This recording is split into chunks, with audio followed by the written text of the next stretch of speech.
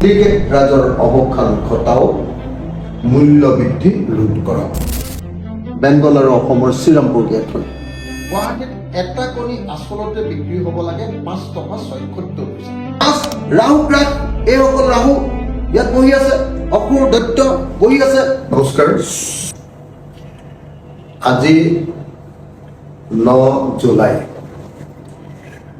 আজি অসম বিধানসভাৰ তৃতীয় দিন। আজি মই ৰাজ্য দলৰ সভাপতি হিচাপে আমাৰ দলৰ আনজন বিধায়ক মেহবুব মুখতাৰক লগত লৈ অসম বিধানসভাৰ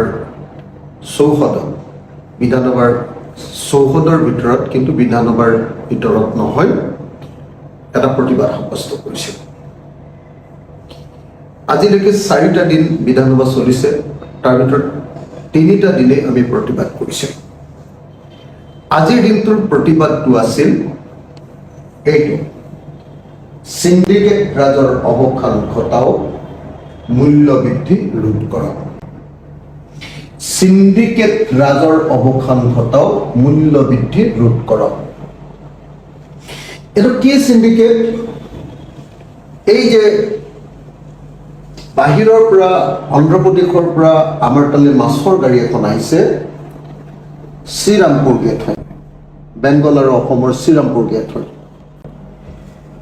আহোঁতে কি কৰিছে, এই গাড়ীখন অসমলৈ প্ৰৱেশ কৰাৰ ঠিক সময়খিনিতে অবৈধভাৱে, বাকীটো যি টেক্স লয় চৰকাৰীভাৱে চব লয়ে, অবৈধ 2 নম্বৰী ধৰণে ৰাজনৈতিক মানুহবিলাকে, পলিটিকেল লিডাৰ্ছবিলাকে পুলিচৰ সহায়ত কি কৰে, দিছপুৰে অবৈধভাৱে কৰ সংগ্ৰহ বা গুণ্ডা টেক্স সংগ্ৰহ কৰে। আপোনালোকে চাওক, এই মানুহজন দেখিছেনে? এই মানুহজনক বাৰু চিনিব পাৰিছে নেকি? এখেত অসমৰ এজন মন্ত্ৰী, এখেত অসমৰ এজন কাউন্সিলৰ চিফ হয়, CEM, আৰু এয়া হ'ল তেজপুৰ। যেতিয়া শ্ৰীৰামপুৰ বা বক্সিৰহাট গেটেদি আমাৰ অসমলৈ এখন গাড়ী আহে, ধৰক এখন কণী কঢ়িয়াই অনা, মুৰ্গীৰ ডিম কঢ়িয়াই অনা এখন যেতিয়া গাড়ী আহে, তেতিয়া এই গেটতে, শ্ৰীৰামপুৰ গেট বা বক্সিৰহাট গেটত কি কৰে, এই দুজন মানুহৰ নেতৃত্বত প্ৰত্যেকটো কণীৰ পৰা, মুৰ্গীৰ ডিমৰ পৰা 3 টকাকে এটা গুণ্ডা টেক্স সংগ্ৰহ কৰা হয়। তাৰ ফলস্বৰূপে কি হৈছে জানেনে? তাৰ ফলস্বৰূপে আপোনালোকক মই দেখুৱাইছোঁ যে নেশ্যনেল এগ কোঅৰ্ডিনেশ্যন কমিটিয়ে কৈছে যে গুৱাহাটী, এইটো হ'ল গুৱাহাটী চিটি, গুৱাহাটীত এটা কণী আচলতে বিক্ৰী হ'ব লাগে 5 টকা 76 পইচা, 5.76, 5 টকা 76 পইচা। কিন্তু ৰিয়েল লোকেল ৰিটেইল প্ৰাইচটো কিমান হয়? 8.5 টকাৰ পৰা 10 টকা। আৰু যিটো প্ৰিমিয়াম কণী, সেইটো কণীৰ দাম আকৌ 11 টকাৰ পৰা 14 টকালৈকেও বাঢ়ে। প্ৰিমিয়াম, ভাল কোৱালিটিৰ, বেলেগ বেলেগ যে ব্ৰেণ্ডৰ নাম দি, কোনোবাই বাহুবলী, কোনোবাই কিবা এনেকুৱা ধৰক নাম দি যে কৰে, সেইটোৰ আকৌ দাম বহুত দাম বেছি হৈ যাব পাৰে। মই বাহুবলীটো এনেই প্ৰসংগক্ৰমেহে কৈ গৈছোঁ, সেইটো বাহিৰৰ পৰা নাহে। এই যে নেশ্যনেল এগ কোঅৰ্ডিনেশ্যন কমিটিয়ে আমাৰ ইয়াত এটা কণীৰ দাম ৰিটেইলত, খুচুৰাত 5 টকা 76 পইচাত বিক্ৰী কৰিবলৈ দিছিলে। কিন্তু আমি দুখীয়া মানুহবিলাকে, আমি মধ্যবিত্ত শ্ৰেণীৰ মানুহবিলাকে আৰু সকলো বজাৰৰ ক্ৰেতাই কিন্তু গুৱাহাটীত এটা মুৰ্গী কণী কিনিবলৈ পাইছোঁ 8 টকা 50 পইচা, আটাইতকৈ কম দামত। ক'ৰবাত 9 টকা লৈছে, ক'ৰবাত 9.5 টকা লৈছে, আনকি ক'ৰবাত 10 টকা পৰ্যন্ত লৈছে। এই কামটো কিয় হ'বলৈ পাইছে? য'ত আমি পালোহেঁতেন 5 টকা 76 পইচাত, সেই পইচাৰ ৰাস্তাতে কণীৰ ওপৰত এওঁলোকে খেপ পাতি এওঁলোকে চিণ্ডিকেটৰ পইচা তুলি সেই পইচাটো এয়া কণী আনিছে গেটতে কণীৰ পইচা ল'লে আৰু এই পইচাটো এনেকৈ দিছপুৰলৈ পঠিয়াই আছে এয়া দিছপুৰত টকা আহি ভৰ্তি হৈ গ'ল আপোনালোকে দেখিলে এইটো এটা অসমৰ মূল্য বৃদ্ধিৰ এটা প্ৰধান কাৰণ কি যাক চিণ্ডিকেট বুলি কয় যাক গুণ্ডা টেক্স বুলি কয় আৰু এতিয়া অসমৰ এই গুণ্ডা টেক্সৰ নেতৃত্ব লৈছে মূলতঃ দুজন মানুহে এজনৰ নাম জয়ন্ত মল্ল বৰুৱা হয় অসম চৰকাৰ তেওঁ মন্ত্ৰী আৰু আনজন হ'ল হাগ্ৰামা মহিলাৰী তেওঁ BTAD যেহেতু BTAD দিয়ে প্ৰথম গাড়ীবিলাক অসমলৈ সোমায় BTAD তেওঁ CEM আৰু তেওঁ আশীৰ্বাদ দি আছে এই দিছপুৰৰ পৰা তেওঁ আশীৰ্বাদ দি আছে দিছপুৰৰ পৰা এতিয়া মই আপোনালোকক এটা কণীৰ দাম ক'লোঁ কণী সকলোৱে খাই কাৰণে মই প্ৰথমতে কণীৰ দাম ক'লোঁ তাৰপাছত যদি আপোনালোকে এবাৰ আহে ব্ৰইলাৰ মুৰ্গী জীয়া ব্ৰইলাৰ মুৰ্গী অসমত 170 টকাৰ পৰা 200 টকাৰ ভিতৰত জীয়া ব্ৰইলাৰ মুৰ্গী এতিয়া মানুহে কিনি আছে কিন্তু সেইটো জীয়া মুৰ্গী কলিকতাত আকৌ 130 টকাত কিনে দিল্লীত আকৌ 120 টকাত কিনে বুজিছেনে 120 টকাত কিনে দিল্লীত কাটি দিয়া মুৰ্গীটোৰ দাম ব্ৰইলাৰ চিকেনৰ দাম মেক্সিমাম 190 টকা কলিকতাতো 190 টকা আমাৰ ইয়াত 220 টকা 240 টকা 260 টকাৰ পৰা 330 টকা পৰ্যন্ত কেলে তাৰ কাৰণটো হ'ল এই যে ব্ৰইলাৰ মুৰ্গীবিলাক লৈ আহিছে এই ব্ৰইলাৰ মুৰ্গীৰ পৰা ইয়াতে এটা চান্দা গুণ্ডা টেক্স চিণ্ডিকেট টেক্স তুলিছে আৰু ইয়াৰ গোটেই হিচাপটো ইয়ালৈকে আহিছে এইটো হ'ল চিণ্ডিকেট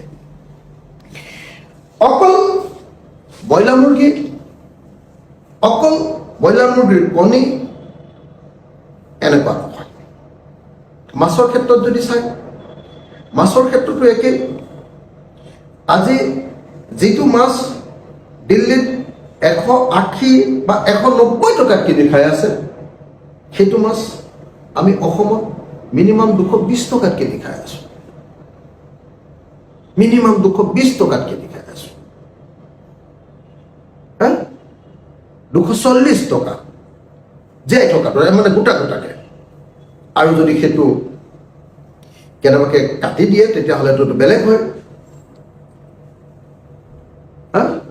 মাছ বাহিৰৰ পৰা অহা মাছটো আমি 220 টকা 240 টকা তাৰ ওপৰত গৈ থাকে চালানী মাছ যে এইটো অন্ধ্ৰপ্ৰদেশৰ পৰা ইম্পৰ্টটো কলকাতাত সেইটো 180 টকা দিল্লীত সেইটো 180 টকা আমি খাওঁ 220 টকা 240 টকা কেলে কাৰণ আমাৰ এই মাছৰ গাড়ীৰ ওপৰত এই ৰাহুগ্ৰাসটো লাগি আছে ৰাহুগ্ৰাস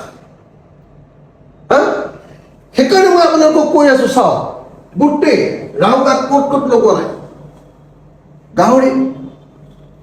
গাহৰিত ৰাহুগ্ৰাস লাগি আছে বাহিৰৰ পৰা আহে গাহৰিৰ দানা ৰাহুগ্ৰাস লাগি আছে কণী ৰাহুগ্ৰাস লাগি আছে মাছ ৰাহুগ্ৰাস এইসকল ৰাহু ইয়াত বহি আছে অসুৰ দৈত্য বহি আছে চাউল দাইল পিঁয়াজ আলু প্ৰত্যেকটো বস্তু ফল মূল পাণ এটা আপেল আপোনাৰ বৃদ্ধ পিতৃজনক খুৱায় সেই বৃদ্ধ পিতৃজনক খুওৱা আপোনাৰ বাচ্চাটোক খোৱা আপেলটোৰ ওপৰত এওঁলোকে গুণ্ডা টেক্স লয় যাৰ ফলস্বৰূপে কি হৈছে যে আজি অসমত সকলো বস্তুৰে দাম আন ঠাইতকৈ বেছি চিণ্ডিকেট ৰাজৰ অৱসান ঘটাও মূল্য বৃদ্ধি ৰোধ কৰক আজি মই সেইকাৰণে অসম বিধানসভাৰ চৌহদত আমাৰ বিধায়ক মেহবুব মুখতাৰক লগত লৈ প্ৰতিবাদ সাব্যস্ত কৰিছিলোঁ যে অসমত চিণ্ডিকেট ৰাজ বন্ধ হ'ব লাগিব আৰু জয়ন্ত মল্ল বৰুৱা আৰু হাগ্ৰামা মহিলাৰী তেওঁলোকৰ নেতৃত্বত আৰু পৃষ্ঠপোষকতা দিছপুৰৰ পৃষ্ঠপোষকতাত চলি থকা এই চিণ্ডিকেট ৰাজ যদি বন্ধ নহয় তেতিয়াহ'লে কেতিয়াও মানুহ বাচিব নোৱাৰে। এতিয়া যে অসমলৈ আহি থকা বস্তুবিলাকৰ চিণ্ডিকেট হয় এনেকুৱা নহয়। অসমৰ পৰা যোৱা প্ৰত্যেকটো বস্তুৰ চিণ্ডিকেট হয়। অসমৰ পৰা যোৱা চুপাৰি মানে আমাৰ তামোল শুকুৱাই লৈ যিটো বস্তু আমি পঠিয়াওঁ সেইটোক চুপাৰি। আমাৰ অসমীয়া মানুহে পাণৰ লগতে চুপাৰি খায়। আমাৰ অসমীয়া মানুহৰ অকণমান ডাইৰেক্ট চুপাৰি খোৱাৰ অভ্যাসটো কম, আমি ডাইৰেক্ট তামোলটো খাওঁ। কিন্তু বাহিৰত চবতে বেছিক বস্তুটো হ'ল চুপাৰি, যি চুপাৰিৰ পৰা DS গ্ৰুপে কি বনাই পেলাই পাণ মছলাবিলাক যে বনায়, কি নাম আছে মই নাম ইমান নাজানো। এইটো এটা বিৰাট ডাঙৰ চিণ্ডিকেট। আজি অসমৰ ভিতৰত যদি তামোলটো শুকুৱাই যদি কোনোবাই অসমৰ পৰাই লোকেল তামোলটো যদি পঠিয়ায় তেতিয়াহ'লে 1 কেজি চুপাৰিত লয় ৩৫ টকা। কোনে লয়? হৰেণ মহন্ত নামৰ এজন মানুহে, আৰু তেওঁলোকৰ গুৰু হ'ল এই মানুহজন হৰেণ মহন্ত নামৰ মানুহজনে এই কাৰবাৰটো কৰে। কয়লা আকৌ বাহিৰৰ পৰা অহা যিটো চুপাৰি, ম্যানমাৰ, থাইলেণ্ড, ইণ্ডোনেছিয়াৰ পৰা যিটো চুপাৰি আহে, এইটো ডাঙৰ চুপাৰি। এই যিটো চুপাৰি আহে, এই চুপাৰিটোত কি কৰে জানেনে? 1 কেজিত 60 টকাকে, 1 কেজিত 60 টকাকে গুণ্ডা টেক্স লয়। 60 টকাকে গুণ্ডা টেক্স লোৱাৰ কাৰণে 1 ট্ৰাক যেতিয়া চুপাৰি যায় অসমৰ মাজেদি এই ম্যানমাৰৰ, বাৰ্মাৰ, তেতিয়া কিমান দিব লাগে অসমক? এইবিলাক GST বিলাকো নিদিয়ে, সেইবিলাক চব ফাঁকি পৃথিৱী। কাৰণ এই চুপাৰিটো বাহিৰৰ পৰা এইফালেদি ভাৰতলৈ অহাৰ এতিয়ালৈকে কোনো এগ্ৰিমেণ্ট নাই, দুইখন দেশৰ চুক্তি নাই। সেইটো সেইকাৰণে হেৰিয়াত সেইটো চেকো কৰিব নোৱাৰে। আন্তঃৰাষ্ট্ৰীয় বৰ্ডাৰ মানে মণিপুৰ আৰু আমাৰ ম্যানমাৰৰ বৰ্ডাৰত সেইটো চেক কৰিব নোৱাৰে খুলি লৈ, সেইটো ইলিগেলি পঠিয়াই দিয়ে। সেইকাৰণে তাৰ মাজত কি কৰে? ড্ৰাগছ, তাৰ মাজত অস্ত্ৰ শস্ত্ৰ, এই কাৰবাৰবিলাক পঠিয়াই দিয়ে এই চুপাৰিৰ জৰিয়তে। 1 কেজি বাহিৰৰ পৰা অহা চুপাৰি 60 টকা, 1 ট্ৰাকত 24 লাখ টকা। এইটো বেছিকেলি কৰে হৰেণ মহন্তই। তাৰ পাছত কাঠ এটা আহে, কাঠ ক'ৰ পৰা আহে? Myanmar, Thailand, Indonesia, Arunachal Pradesh, Nagaland আৰু মেঘালয়। এই গোটেই কাৰবাৰটো, কাঠৰ কাৰবাৰটো আকৌ কৰে বেলেগ এজন মানুহ। এই মানুহজনৰ নামটো বহুত মানুহে ল'ব নোখোজে, কাৰণ এই মানুহজনে খুব ৰেগুলাৰ মানুহক পইচা দিয়ে। এওঁৰ নাম গোবিন্দ চৰকাৰ। এওঁ আজিকালি হাউলিৰ মানুহ। এওঁ গোবিন্দ চৰকাৰটো আজিকালি গোবিন্দ শৰ্মা বুলি চিনাকি দিব খোজে, এজন বাঙালী মানুহ। তেওঁ ঢলা শদিয়াৰ পৰা তিনিচুকীয়ালৈ এখন গাড়ী পাৰ কৰাবৰ কাৰণে 30,000 টকা, ডিৰা গেটৰ পৰা তিনিচুকীয়ালৈকে 30,000 টকা, জাগুনৰ পৰা তিনিচুকীয়ালৈকে 30,000 টকা, তিনিচুকীয়াৰ পৰা নলবাৰী পাঠশালা পাবলৈ 1,40,000 টকা, তিনিচুকীয়াৰ পৰা বৰপেটাৰ বঙাইগাঁও পাবলৈ 2 লাখ টকা, হোজাই লখিমপুৰৰ পৰা নলবাৰী পাবলৈ 1,10,000 টকা, পাছিঘাট অৰুণাচলৰ ভিতৰৰ বাবে 60,000 টকা, আৰু ডিমাপুৰৰ পৰা অহা গাড়ীৰ বাবে বাগৰিৰ পৰা নলবাৰীলৈ 90,000 টকা। এইটো গুণ্ডা টেক্স, যাৰ ফলস্বৰূপে আপুনি যদি ঘৰত কাঠ ব্যৱহাৰ কৰে তেতিয়াহ'লে তাৰ দাম বাঢ়ি যায়। এইটো কোনে চলাই আছে? গোবিন্দ চৰকাৰে। আৰু তাৰ মালিক কোন? মালিক হ'ল এই মানুহজন। গতিকে মই আপোনালোকক এই কথাই ক'বলৈ আহিছোঁ। অকল সেইটোৱে নহয়, কয়লা, আমাৰ লিডু মাৰ্কেটত চলি থকা কয়লাৰ খনন, ভাস্কৰ শৰ্মা আৰু বলিন চেতিয়া, ভাস্কৰ শৰ্মা আৰু বলিন চেতিয়াৰ নেতৃত্বত চলি থকা কয়লাৰ চিণ্ডিকেট, এই ভাস্কৰ শৰ্মা আৰু বলিন চেতিয়াৰ নেতৃত্বত থকা কয়লাৰ চিণ্ডিকেটটোত কি কৰে যে আমাৰ লিডু আৰু মাৰ্ঘেৰিটাত অপেন কাষ্ট মাইনিং বা 2 নম্বৰী পুৰা কয়লা খনন কৰি ডাইৰেক্ট তাৰ পৰা এণ্ট্ৰি লয়। তাৰ পাছত অৰুণাচলৰ পৰা অহা কয়লাবিলাকৰ পইচা লয়। তাৰ পাছত আকৌ নাগালেণ্ডৰ পৰা অহা, সেইটো আকৌ বেলেগ মানুহ আছে পইচা তোলা, তো সেইটোৰ পৰা নাগালেণ্ডৰ পৰা আমাৰ শিৱসাগৰ দিয়ে আহে, এই হালুৱাটিং আমগুৰিয়ে দি, সেইফালে অহাটো আকৌ বেলেগে চিণ্ডিকেটৰ পইচা তোলে আকৌ মেঘালয়ৰ পৰা অহা পইচা কয়লাটোৰ আকৌ বেলেগ চিণ্ডিকেট এনেকৈ অসমৰ পৰা যোৱা প্ৰত্যেকটো বস্তু সেয়া কয়লা হওক সেয়া গৰু হওক গৰুৰো সম্পূৰ্ণ চিণ্ডিকেট আছে দেই এওঁলোকে গো মাতা বুলি কয় যদিও গৰুৰ ব্যাপক ডাঙৰ চিণ্ডিকেট চলাইছে যাৰ ফলস্বৰূপে এতিয়া খেতিয়কবিলাকে গৰু পোহা মানুহবিলাকে গৰুৰ দাম নাপায় একদম কম দাম পায় কিন্তু গৰু এতিয়া সাংঘাতিক দামী বস্তুত পৰিণত হৈ গ'ল কাৰণ গাড়ী এখনত গৰু নিওঁতে বহুত পইচা দিব লাগে কয়লা চুপাৰী গৰু কাঠ পৃথিৱীৰ যিমান বস্তু আছে বালি চালিবিলাকৰ কথালৈ মই নাজানো সেইকাৰণে আমি কৈছো চিণ্ডিকেট ৰাজৰ অৱসান ঘটাওক মূল্য বৃদ্ধি ৰোধ কৰক চিণ্ডিকেট ৰাজৰ অৱসান ঘটাওক মূল্য বৃদ্ধি ৰোধ কৰক বাকীবিলাক ক্ষেত্ৰত মূল্য বৃদ্ধিটো হৈছে পেট্ৰলৰ দাম বঢ়াৰ কাৰণে মূল্য বৃদ্ধি হৈছে ডিজেলৰ দাম বঢ়াৰ কাৰণে মূল্য বৃদ্ধি হৈছে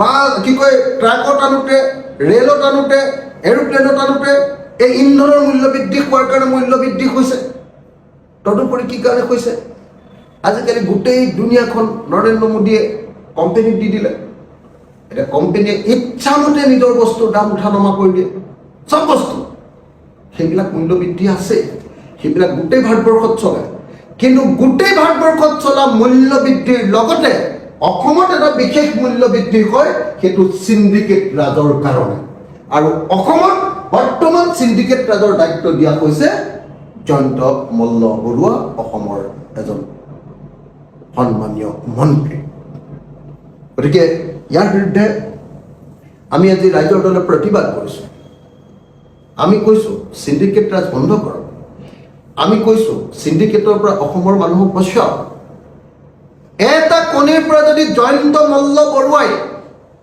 আৰু হাগ্ৰামা মহিলাৰীয়ে যদি 3 টকাৰ গুণ্ডা টেক্স লয় 3 টকাৰ গুণ্ডা টেক্স এটা কণী পানত লয় আপেলত লয় মধুৰিত লয় নাচপতিত লয় সব বস্তুতে লয় ঔষধত লয় সবতে লয় এনেকুৱা কোনো বস্তু নাই বাকী প্ৰত্যেকখন গাড়ী অসমত সোমালে ইহঁতক গুণ্ডা টেক্স দিহে সোমাব পাৰে গতিকে এই কথাখিনি ক'লোঁ পৰৱৰ্তী সময়ত ভিডিঅ' দেখুৱাম পৰৱৰ্তী সময়ত এই যে আজিকালি অনলাইনতে চিণ্ডিকেটৰ পইচা দিয়ে তাৰ কপিবিলাক দেখুৱাম পৰৱৰ্তী সময়ত কেনেকৈ কিমানখন গেটত ক'ত ক'ত পইচা লয় ডাইৰেক্ট পইচা লৈ থকা ক'ৰবাত যিখিনি ভিডিঅ' আছে মোৰ লগত সেইখিনি দেখুৱাম পৰৱৰ্তী সময়ত এটা এটাকৈ যিদিনাই এইটো নহয় বুলি ক'ব মন্ত্ৰী জয়ন্ত মল্ল বৰুৱাই সেইদিনাই তেওঁক মই এখনকৈ আইনা দেখুৱাই দিম যে এইটো হয়নে এইটো হয়নে এইটো হয়নে এখনকৈ আইনা দেখুৱাই দিম মনত ৰাখিব এটা মুৰ্গীৰ ডিম নেশ্যনেল এগ কোঅৰ্ডিনেশ্যন কমিটিৰ মতে আমি অসমত খুচুৰা বেপাৰত পাব লাগে 5 টকা 76 পইচাত কিন্তু পাইছোঁ 8.5 টকাৰ পৰা 10 টকা আৰু তাৰ পুৰা পইচা আমাৰ জয়ন্ত মল্লহাতে খাইছে আমি ইয়াৰ প্ৰতিবাদ কৰিব লাগিব ইয়াৰ বিৰুদ্ধে মাত পাতিব লাগিব আৰু ইয়াৰ বিৰুদ্ধে মাত পাতোঁতে মুখটো শত্ৰু কৰি ল'বই মুখটো ভিলেইনেই কৰি দিয়ে অসমত চাৰিওফালে মই মাত পাতোঁ কাৰণে সততাৰে সাহসেৰে কোনেও নমতা কথাবিলাকত মই মাত পাতোঁ কাৰণে মুখটো চাৰিওফালে সকলো শত্ৰু মোৰ বিজেপিও শত্ৰু মোৰ কংগ্ৰেছো শত্ৰু এতিয়া কংগ্ৰেছে মোক সদায় গালি পাৰে এতিয়া বিজেপিয়েতো মোক একদম কি কৰে আপোনালোকে নিজে দেখি আছে গতিকে সকলোৱে আহক আমি সকলো অসমীয়া মানুহে মিলি দুখীয়া মানুহবিলাক মধ্যবিত্ত শ্ৰেণীৰ মানুহ আৰু আন সকলো ক্ৰেতা কনজিউমাৰ বজাৰৰ গ্ৰাহক সকলোৱে মিলি আহক আৰু লগতে প্ৰডিউচাৰ এই যে চুপাৰী আমি কি কয় তামোল উৎপাদন কৰিছোঁ এই যে আমাৰ গৰু উৎপাদন কৰিছোঁ এইবিলাকৰ ওপৰত যি ডাঙৰ চিণ্ডিকেটৰ টেক্স লৈ আছে 2 নম্বৰী গুণ্ডা টেক্স লৈ আছে ইয়াৰ অৱসান ঘটাবৰ কাৰণে মাত পাতোঁ আহক মই অসমৰ মুখ্যমন্ত্ৰী ডাঙৰীয়াক ক'ব খুজিছোঁ মুখ্যমন্ত্ৰী ডাঙৰীয়া আপোনাকতো দেখিলে আপোনাৰ কথা শুনিলেতো আপোনাক ভগৱানৰ অৱতাৰ যেনে লাগে মুখ্যমন্ত্ৰী ডাঙৰীয়া হিমন্ত বিশ্ব শৰ্মা ডাঙৰীয়াক কৈছোঁ আপুনিতো এনেকুৱা দেখুৱাই যে যেন আপুনি কি কয় আটাইতকৈ সৎ মানুহজনৰ নাম কি আছিল আমাৰ হেৰিয়াত কি কয় আপুনি কি কয় আপোনাৰ মানে আমাৰ দুৰ্যোধন দুঃশাসনৰ এই এগেইনষ্টত কি আপুনি একদম যুধিষ্ঠিৰ যেনে দেখুৱায় আপোনাৰ নিচিনা যুধিষ্ঠিৰ নায়েই এই পৃথিৱীত আপুনি আৰু কেতিয়াও মিছা কথা ক'ব নোৱাৰে কিন্তু মুখ্যমন্ত্ৰী ডাঙৰীয়া এই কথাকেইটা যদি এটা ভুল কৰিছোঁ আপুনি মোক কওক হা গতিকে মুখ্যমন্ত্ৰী ডাঙৰীয়া আপোনাক আহ্বান জনাইছোঁ আপুনি এটা দৃঢ় সিদ্ধান্ত লওক যে অসমৰ বস্তুৰ দাম কমাবৰ কাৰণে অসমলৈ সোমোৱা প্ৰত্যেকটো বস্তুৰ ওপৰত যি গুণ্ডা টেক্স লৈ আছে জয়ন্ত মল্ল বৰুৱা আৰু হাগ্ৰামা মহিলাৰীয়ে আপোনাৰ পৰামৰ্শত আপোনাৰ পৃষ্ঠপোষকতাত এইটো এতিয়াৰ পৰা বন্ধ হ'ব আৰু অসমৰ পৰা যোৱা বস্তুবিলাকৰ যিটো গুণ্ডা টেক্স লৈ আছে এইটো এতিয়াৰ পৰা বন্ধ হ'ব যদি আপুনি এইটো কাম কৰিব পাৰে তেতিয়াহ'লে আপোনাক প্ৰকৃত শাসক বুলি ক'ম প্ৰশাসক এডমিনিষ্ট্ৰেটৰ বুলি ক'ম আৰু নহ'লে ঘোঁৰাৰ ঘাচ কটা বুলি ক'ম থেংক ইউ জয় আই অসম